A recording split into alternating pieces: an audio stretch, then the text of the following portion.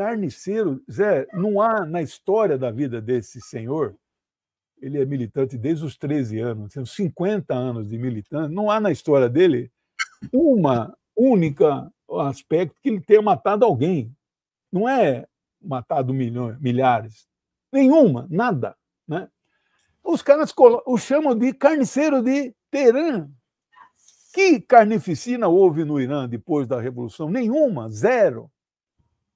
Agora, né, eles tratam o primeiro-ministro de Israel, que é um carniceiro de Tel Aviv. Não, esse é nosso amigo, esse é nosso aliado. Então, são esses comentários, Zé. Talvez ainda tinha alguma coisa que ficou para trás, mas eu devolvo para você aí. Obrigado, Eugênio. Eu peço desculpas, eu tive uma pane aqui nas duas câmeras, então foi terrível, mas consegui regularizar. Eu escrevi nas redes sociais o seguinte: infame a cobertura do Jornal Nacional sobre a morte do presidente Raisi. Fazem um chamamento à rebelião mundial contra um país que é um dos pilares do mundo multipolar. É preciso a gente prestar atenção a isto. Eles têm raiva do papel que o Irã desempenha na construção do mundo multipolar. Isso. Mundo multipolar contra o hegemonismo estadunidense. Essa é a razão da raiva deles. Biden, indigno do título de democrata, incita a luta anti-iraniana com sua política de sanções e as falsas bandeiras identitárias e pelos direitos humanos. Porque o Biden se manifestou sobre a morte do Raisi e disse: eu espero que o povo iraniano tenha êxito na sua luta pelos direitos humanos. Então, é uma restrição que ele faz ao próprio voto de condolências que supostamente ele enviou. Então, eu afirmo o seguinte: Raisi foi um amigo da China, como disse Xi Jinping, um amigo dos povos latino-americanos, como assinalou Maduro, um aliado da Rússia, na expressão do presidente Putin, um líder da resistência dos povos do Oriente Médio, segundo a visão do presidente Assad, da Síria, o maior defensor dos palestinos, na opinião do Hamas, que não é um grupo terrorista, é um movimento de libertação nacional, e do Hezbollah, idem. Não há combate viável à extrema-direita sem a luta anti-imperialista, da qual, objetivamente, independentemente das orientações ideológicas e religiosas, com as quais se pode concordar ou discordar, mas, independentemente disso, o papel do Irã, em sendo um papel proativo na construção do mundo multipolar, objetivamente ele ajuda a luta anti-imperialista. É sob essa ótica, e não de uma ótica da falsa luta, que, na verdade, é uma falsa luta contra a extrema-direita. Quem procura desenvolver a luta contra a extrema-direita, desconhecendo a luta anti-imperialista ou colocando dentro da luta contra a extrema-direita forças imperialistas, como são os Estados Unidos, não compreendeu nada sobre a conjuntura internacional. O vetor principal da luta política no mundo de hoje é a luta anti-imperialista. E as forças políticas, independentemente de suas confissões religiosas e orientações ideológicas, que estão dentro dessa luta, são bem-vindas, são partícipes e devem ser consideradas como forças aliadas ou convergentes. Quanto à posição do presidente Lula, qual é o espanto? O Irã é um país do BRICS, o Brasil é partícipe do BRICS, então, objetivamente, o Brasil é aliado dos países do BRICS, atua em conjunto com esses países. Então, na verdade, essas forças que estão falando essas asneiras todas sobre o Irã, elas objetivamente estão fazendo um jogo do imperialismo sob o falso pretexto de estarem lutando contra a extrema-direita mundial.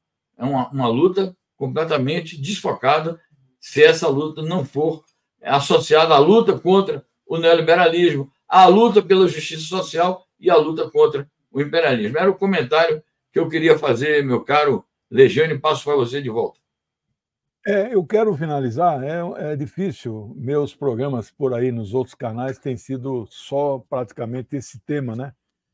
Bom, eu quero afirmar aqui categoricamente, sem medo de errar, não haverá uma mudança política no Irã 1 milímetro sequer, especialmente no apoio incondicional à luta do povo palestino. E leio aqui uma declaração com as minhas palavras, né? Não é exatamente isso que ele falou, o líder espiritual do Irã, Ali Khamenei, diz: mais dia, menos dia, ele não usou esse termo, né? Mais dia, menos dia, Israel deixará de existir. E existirá apenas a Palestina do rio ao mar. O que é do rio ao mar? Do rio Jordão até o mar Mediterrâneo, ou seja, onde tudo isso que está no mapa chamado Israel vai um dia chamar a Palestina. Essa é a posição do governo, do Estado e do povo iraniano. É isso, Zé. Perfeito, Legênio. Obrigado. Eu queria aqui agradecer a Bel Braz, que diz o seguinte: seria muito elucidativo e educativo se o 247 pudesse fazer um programa sobre o aspecto sociocultural e político, sem viés de orientalismo e pânico moral, que aprendemos pelo imperialista. Muitíssimo obrigado, Bel Braz. A sugestão está anotada. O Legênio, que sempre tem também um canal em que ele dá aulas sobre esses aspectos políticos, sociais, culturais, civilizacionais, tem aí, Legênio, uma pauta muito bem elaborada pela nossa querida Bel Braz.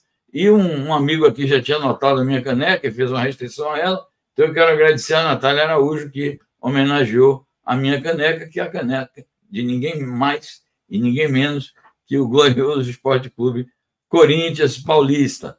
Muitíssimo obrigado aí ao pessoal que faz esse tipo de saudação. Legênio, vamos adiante. Está ligado ao tema do Irã, o tema do genocídio do povo palestino pelos sionistas israelenses. Nós temos algumas novidades importantes. Primeiro, nós temos o reconhecimento do Estado palestino de 3 importantes países europeus. A Noruega, que é um país membro da OTAN, mas não é membro da União Europeia. A Irlanda, que é inverso, é um país membro da União Europeia, mas não é membro da OTAN. E a Espanha, que é membro dos dois. Esses 3 países, no dia de hoje, anunciaram a adesão ao princípio de que existe um Estado palestino independente, algo que é reconhecido por 143 países membros da ONU, agora 146, e que os imperialistas estadunidenses, de maneira intransigente, pela sua cumplicidade com os sionistas israelenses, os Estados Unidos vetam. De qualquer maneira, o status da Palestina já se elevou bastante, é reconhecido na ONU. O único direito que lhe falta na ONU é o direito ao voto, mas que, inevitavelmente, mais dia menos dia, esse direito será conquistado com 2 estados ou sem 2 estados, com apenas o Estado da Palestina ou com 2 estados convivendo com o de Israel. Isso é uma questão para o futuro, mas o Estado independente da Palestina será uma realidade incontornável no Oriente Médio e, portanto, no mundo, desempenhando o seu papel. Um outro fato, eu vou rolando os fatos e o Legênio comenta, outro fato é a condenação, o anúncio de que será feito um pedido de prisão ao carniceiro, esse sim, o verdugo do povo palestino, que é o primeiro-ministro de Israel, Benjamin Netanyahu, que já disse que não vai respeitar a sentença que será proferida, e os Estados Unidos, vejam bem, tanto o Biden como o Trump estão fazendo pressões e uma política bipartidária para impedir a execução desta sentença contra o primeiro-ministro israelense. E mais, o Biden está dizendo que vai sancionar os países vai sancionar os países que apoiarem essa medida, e o Trump está dizendo que vai bloquear as contas bancárias do procurador e dos juízes que decidirem sobre isso. Então, o Estado sionista de Israel está sob a proteção criminosa tanto do Partido Democrata, que alguns centro-esquerdistas e falsos esquerdistas adoram, né, como do Partido Republicano, que é um partido reacionário e que comanda as ofensivas da extrema-direita no mundo. Então, eu passo para você comentar sobre isso e, naturalmente, sobre as últimas ações militares do Exército israelense. Adiante, Legênio. Zé, esses 2 pontos aí vão tomar o restante do tempo do programa, né? Mas eu quero começar pela chamada que você deu, não sei se você vai conseguir pôr aí alguma matéria, mas já são 12 os países da União Europeia que reconhecem a Palestina na condição de Estado. Veja bem, o Brasil reconhecia a Palestina até dezembro de 2010 como uma representação política, não na condição de uma embaixada em Brasília, né? No dia 10 de dezembro de 2010, faltando 20 dias para o presidente Lula terminar o mandato, ele assina o reconhecimento daquela representação e a eleva à condição de representação diplomática do Estado da Palestina. Aí o representante local passa a ser embaixador. Ele era embaixador de carreira na Palestina, mas o Brasil não o reconhecia. Isso gera uma série de placa CD verde nos carros, o corpo diplomático, o guarda não pode sequer parar esse carro, né? Então, são as convenções de Viena. São 146 países que reconhecem a Palestina. Mas eu não tenho a separação quantos na condição de Estado e quantos na condição de representação política, né? Bem, a União Europeia, os 27, 12 reconhecem na condição de Estado. Eu vou ler para vocês aqui, né? Bulgária, Chipre, Eslováquia, Hungria, Malta, Polônia, República Tcheca, Romênia, Suécia, Dinamarca, Irlanda e Espanha. A Dinamarca, Irlanda e Espanha reconheceram ontem e entra em vigor dia 28. O ministro das Relações Exteriores da Dinamarca, né, eu tenho até o nome dele aqui, Espen Barth, não só anunciou o reconhecimento, como disse, se o Netanyahu pisar aqui em solo dinamarquês, será preso imediatamente. Nós vamos cumprir a ordem do tribunal. Então, o número de países que vai crescer cada vez mais do reconhecimento é a resposta como consequência ao isolamento fantástico que o governo e o Estado de Israel está vivendo. Eles vivem hoje um drama existencial. Existem pessoas dentro de Israel que acham que faliu o projeto e ele corre sério risco. Por isso que eles estão violentos e não para a carnificina. Aliás, essa madrugada, eles chegaram mais próximo ainda de Rafah, mataram quase 100 palestinos. E lembrando, Zé, que quase 1 milhão já voltou para o norte. Ele mandou 1 milhão vir para o sul, está atacando o sul, e agora essas pessoas têm que andar a pé ou precariamente 20, 30, 40 quilômetros para voltar para onde? Não tem mais casa lá. Aqui no sul, pelo menos, eram barracas fornecidas pelas Nações Unidas.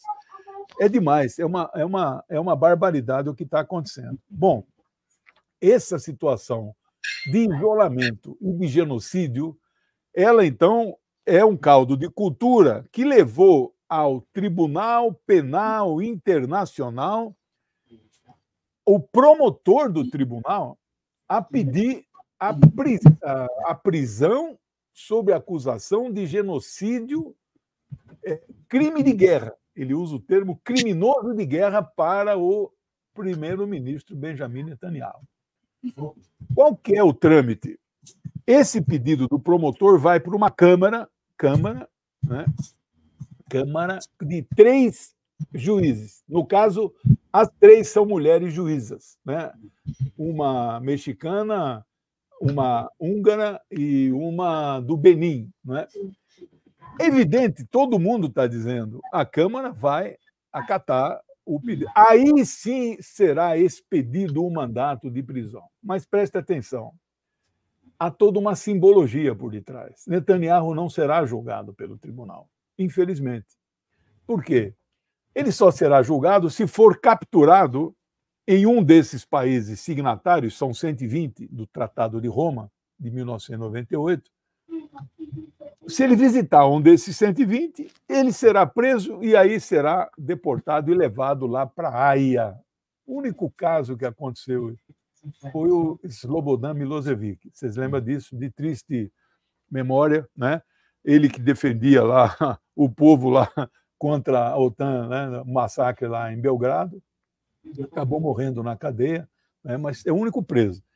E olha o que o promotor disse ontem, Zé. O promotor deu uma entrevista. Esse promotor está sofrendo a maior expressão que você possa imaginar. Não é? Por exemplo, aqui no Brasil, eu imagino que um deputado, um senador, ligue lá para o Gonê, o procurador-geral, ou liga, ou vai lá pessoalmente, ele recebe. E isso é um tipo de pressão. Mas este promotor, Zé, recebeu telefonemas de presidentes da República e primeiros ministros. E um deles, que ele não nominou, né, eu acho que ele vai levar para o túmulo com ele quem é esse presidente, o cara disse para ele a seguinte frase: esse tribunal foi construído para a África e para bandidos como Putin. Não para um dos nossos sionistas que nós adoramos, como quem diz, ele não falou essa última frase. Então, Zé, bom, pressões inomináveis, né? Eu sei que o tempo urge, mas é preciso dizer, o promotor errou, né? Porque ele comparou as vítimas com o carrasco. Ele pediu a prisão de 3 líderes da resistência armada palestina contra o Estado sionista de Israel. Nunca se viu uma coisa dessa. Né? Você não pode equiparar a vítima ao carrasco. Né? Então, é uma situação difícil. Acho que teria mais algumas coisas, mas eu devolvo para você para não falar muito também. Não, tudo bem. Primeiramente, eu queria parabenizar aqui o nosso camarada Ivo Miranda Gomes, que fez aniversário no dia 19, ele avisou aqui, está recebendo muitas homenagens do pessoal aqui no chat. E longa vida, meu caro Ivo Miranda, 77 anos, uma bela idade, né? Longa vida com saúde. E aqui a Malu Deflon, respeitosamente, está nos mandando a seguinte mensagem. E a gente agradece muitíssimo. Defender o Irã e seu papel na geopolítica é difícil. Tudo é rebatido com eles matam opositores. Então, ela está citando aqui como que rebatem o Irã, né? Matam mulheres, são uma teocracia, o argumento da mídia e dos adversários do Irã. Como contra-argumentar? Boa pergunta, Malu Deflon. Meu genro iraniano odeia esse cara. Bom, eu acho que, a gente de novo agradece, eu acho que a única maneira de contra-argumentar é arrolar fatos, é estudar o assunto, é pesquisar sobre o que foi o regime do Shah, Reza Pahlavi, o entreguismo do Shah, Reza Pahlavi, o que foi a Revolução Popular no Irã, por que ela se transformou numa revolução islâmica, e estudar as virtudes e os defeitos do sistema político e da realidade socioeconômica do Irã, e principalmente porque o Irã se opõe à dominação do imperialismo estadunidense e do sionismo israelense. Então, são temas complexos que exigem estudo, exigem pesquisa, e não apenas uma opinião, digamos, apaixonada ou unilateral. Mas eu acho que o debate é sempre muito importante. Bom, Legênio, eu não tenho mais nada a acrescentar sobre esse tema do tribunal. Acho apenas o seguinte, que, de fato, o Tribunal de Roma, que é o Tribunal Penal Internacional, ele tem essa dificuldade, porque muitos países não são membros, o próprio Israel não é membro, a Rússia não é membro, os Estados Unidos não são membros, a China não é país membro, então é muito difícil executar essas decisões. Eu concordo com você sobre essa equivalência falsa com os dirigentes do Hamas. De qualquer maneira, eu acho que o simbolismo, assim como o fato de que cada vez mais países aderem ao princípio de que existe um Estado independente da Palestina a ser reconhecido pela ONU, tanto quanto isto mostra o isolamento internacional de Israel, uma decisão como essa também mostra o isolamento internacional de Israel, e acaba que também isso influi dentro de Israel no sentido de aumentar ainda mais a luta interna que existe lá dentro entre as diferentes facções políticas, que são, na grande maioria, exceto a verdadeira esquerda, mas na grande maioria, sionistas, colonialistas, supremacistas e racistas, mas quanto mais eles lutam entre si e o sistema político israelense entre em declínio, entre em decadência e eles não consigam governabilidade, melhor para a luta do povo palestino. E acho que essa decisão do tribunal é mais um elemento de desagregação da imagem de Israel no mundo e de crise interna. Se você não tiver mais nada para tratar sobre o tema do genocídio, a gente passaria para analisar um assunto que é de geopolítica e que tem grande significação para o Brasil, que são as declarações do Thomas Shannon, ex-embaixador, e da Elizabeth Agley, que é a atual embaixadora, declarações sobre como os Estados Unidos querem usar o Brasil em sua luta contra a China. Mas, naturalmente, você tem algo mais a dizer sobre o genocídio e fique à vontade. Porque eu acompanho, sou assinante do maior jornal de Israel, que é o Haaretz, que você não consegue ler nada, ele já pede para você assinar, né? Certo. Tem duas coisas que eles estão em debate. Eles fazem oposição ao Netanyahu. Primeiro, mostrando uma certa indignação. Veja, Netanyahu, o que você conseguiu. Você fez com que um tribunal, qualquer que seja no mundo, equiparasse o primeiro-ministro desta nossa Israel com terroristas. Então, a indignação do jornal, que faz oposição, que é considerado o jornal liberal, está dizendo, olha, está vendo? Você ultrapassou todos os limites e agora você foi comparado com terroristas. Como quem diz, você não é terrorista. Né? Zé, agora outra coisa é o seguinte, o Biden está dizendo que vai sancionar. Não sei o que significa sancionar. O tribunal não é um órgão da ONU. Não é, o órgão da ONU é a Corte, né, Internacional de Justiça, artigo 91. O tribunal é uma criação de um acordo feito, patrocinado pela ONU, e é um órgão multilateral. Acata as ordens do tribunal 120 países que transformaram o Estatuto de Roma em uma lei nacional. O Brasil fez isso. No apagar das luzes do Fernando Henrique Cardoso, aquele desastre de 8 anos neoliberal, no apagar das luzes, esse é um tribunal controverso, ele se discute, ele viola as soberanias, etc, etc. Mas ele impôs e o Congresso referendou e dificilmente nós vamos conseguir sair. O problema, Zé, é que tem 120 países, mesmo Estados Unidos, Rússia, China, Índia e o próprio Israel não sendo membro, tem 120 que são. Eu não tenho uma lista de cabeça, mas tem países importantes que são membros e que apoiam Israel irrestritamente. Aí este mesmo jornal Haaretz está em discussão que entrou em uma crise existencial. Ou estes países deixam de apoiar Israel irrestritamente e aceitam a norma, como a Noruega, né? Ou eles vão sair do tribunal. Então, a decisão desse promotor, em que pese ele ter igualado, né, vítimas de Carrasco, ela tem uma repercussão muito grande. Ela gera problemas internos dentro de Israel, sem falar do isolamento total que o Netanyahu vive. Eram esses dois elementos para introduzir, que são assuntos teóricos que estão sendo discutidos dentro de Israel, né? É isso. Perfeito, Legênio. Bom, o que eu quero dizer, assim, para arrematar esse assunto todo, me referindo de novo ao reconhecimento do Estado da Palestina, que a posição de Israel, a reação de Israel é mais uma ofensa à comunidade internacional, é mais uma ofensa à ONU e é mais uma ofensa aos países que estão reconhecendo o Estado da Palestina, que, aliás, ele está ameaçando de rompimento de relações. Ele diz o seguinte: quem reconhece o Estado Nacional da Palestina favorece o terrorismo internacional. Então, é mais uma noção que Israel, uma noção de bandidos que Israel está introduzindo no direito internacional, na política internacional. Israel se dá o direito de ofender os países que apoiam a luta do povo palestino, a luta justa, luta, por sinal, feita à luz do direito internacional, decisões tomadas à luz do direito internacional. Israel se sente à vontade,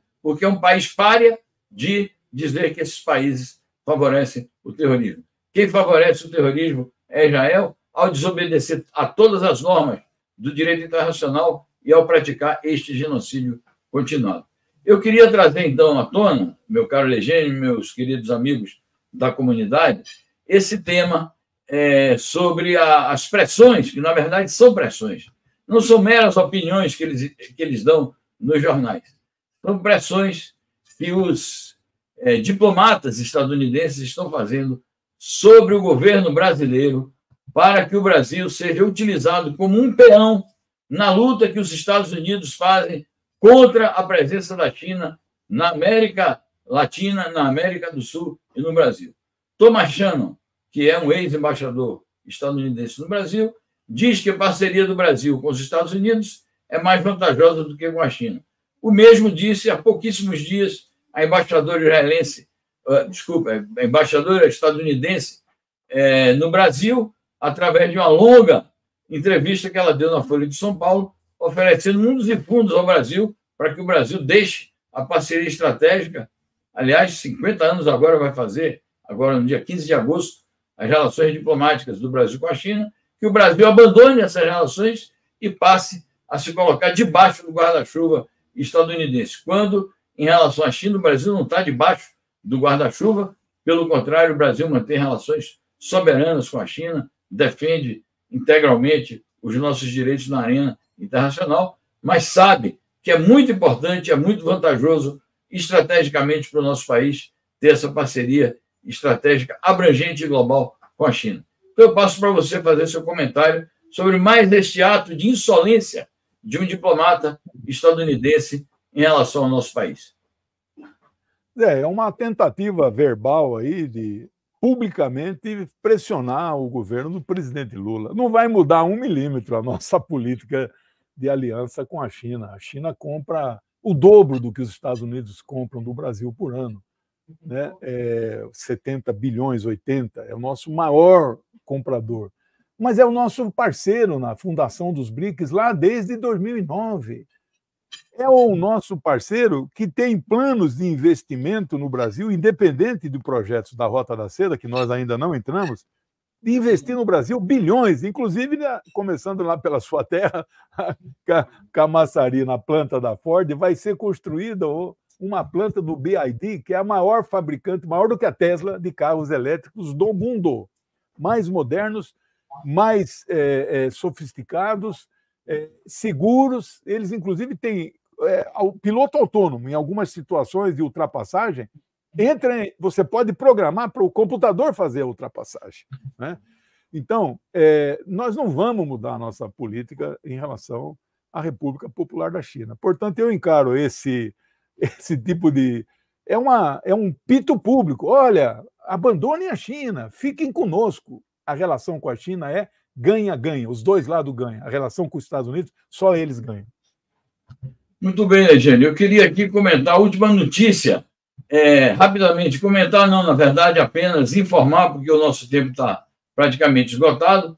Nicolás Maduro diz que após as eleições presidenciais, que ele vai ganhar, haverá diálogo direto com os Estados Unidos. Então, o Maduro, de maneira muito amadurecida, está colocando que ele ganhando a eleição, ele sendo reeleito mais uma vez, ele vai comandar um processo de reabertura do diálogo com os Estados Unidos. Claro que vai depender da reação dos Estados Unidos, mas eu tenho a impressão de que isso é uma notícia alvissareira, porque o diálogo com os Estados Unidos é indispensável para acabar com a política de sanções que esse país impõe à Venezuela e numa tentativa de interromper o processo revolucionário e o desenvolvimento do país. Rapidinho, Legírio, com você.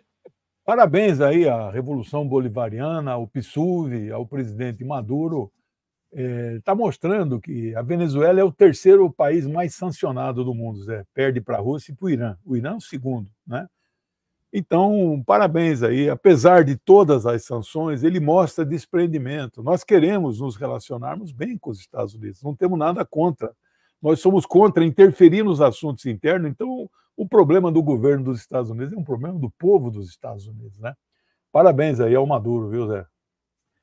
Muito bem. Muitíssimo obrigado, Eugênio, pela sua participação, como toda semana. Muitíssimo obrigado à nossa comunidade. Até a próxima quarta-feira.